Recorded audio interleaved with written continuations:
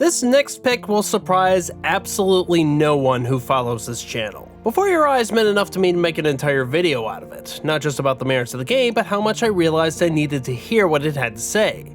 I don't want to sound too redundant here, after all you can watch that video right now on YouTube, but there were a few fun details that I left out. One of my favorite tidbits was for Chloe, the neighbor kid next door who was originally set to have an actor playing them, and then Heidi Kang, a girlfriend of one of the developers, was put in as a temporary actress to test out the technology.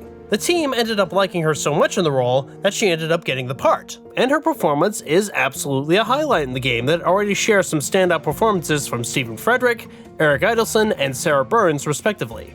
Which, by the way, if you're watching Barry, the Bill Hader series on HBO, Sarah Burns plays a recurring character in the show with a completely different attitude than the mother Ellie in Before Your Eyes. And that kind of magic, my friends, is called acting. But since the last video, there's a large update in the game worth mentioning.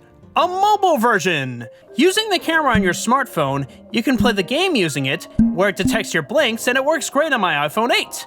That I am nearsighted, so it is nice to play the game without glasses on, at least for me. Admittedly, some of the textures do take a bit of a hit, and there were some lip syncing issues here and there. Soul's worth pulling up. And coming from the PC version, to be able to move the mouse you'll have to swipe the screen here and there, but I've got a feeling that if you haven't played this before, then you won't mind since you'll be crying tears of joy in experiencing the story for the first time. If you're subscribed to Netflix, you can get this on Apple and Android, so your excuses for putting it off are dwindling. If you know somebody who hasn't played it yet, you now have it in your pocket and can show unassuming local people.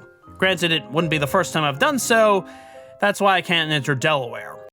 Long story. So for this video, I'd like to do something a bit different and read something that I wrote for the game. I hope you excuse the somewhat different style and the slight, plagiarism.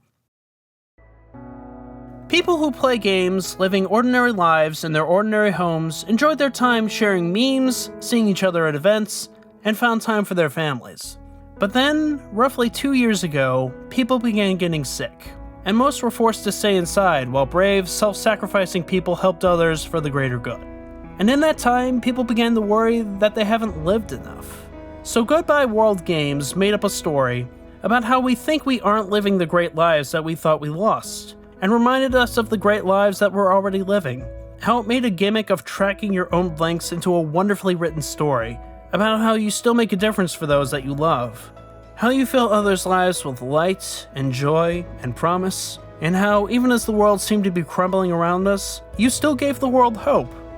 A true hope. How Before Your Eyes reminded us who we were, after we had almost forgotten, and how it did it with joy and humor. How Before Your Eyes told us that we're exactly who we needed to be. Exactly as we were.